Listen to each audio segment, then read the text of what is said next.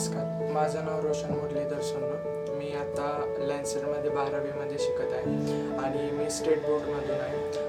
आत्तापर्यंत 10वीमध्ये आपल्याला सांगत असतील आपले मित्र वगैरे की सायन्स वगैरे हार्ड असतो, त्याच्यामध्ये फिजिक्स आणि केमिस्ट्री हा म्हणजे मेन सब्जेक्ट असतो की ते मोस्ट ऑफ स्टुडंट म्हणतात की तो हार्ड असतो.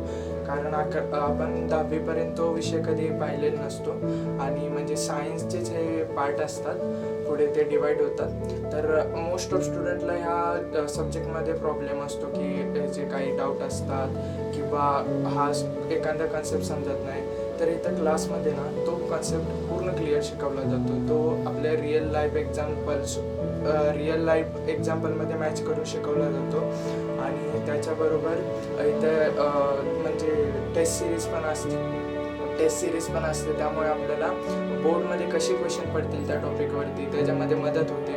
आणि त्याबरोबर इथे पूर्ण बेसिकपासून एंट्रन्सपर्यंत शिकवलं जातं आणि प्रत्येक संडेला वगैरे इथे एंट्रन्सची टेस्ट वगैरे होते, त्याच्यामध्ये पण आपल्याला मदत होते.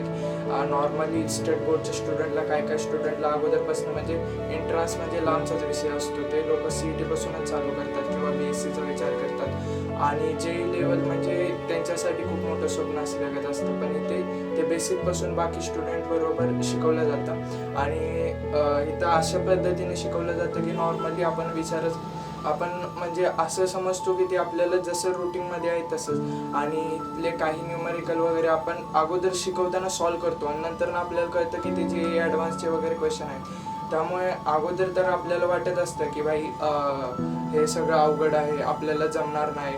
पण इथं क्लासमध्ये आल्यापासून मला असं वाटायला लागलं आहे की मी पण काही करू शकतो. त्यामुळे मी तर सांगेल की तुम्ही पण एकदा ट्राय करा या क्लासमध्ये. मी मनापासून तुम्हाला हे सांगू इच्छितो की तुम्ही एकदा लॅन्सेटमध्ये ॲडमिशन घेऊन बघा आणि 11वीपासून ते एंट्रन्सपर्यंतचे जे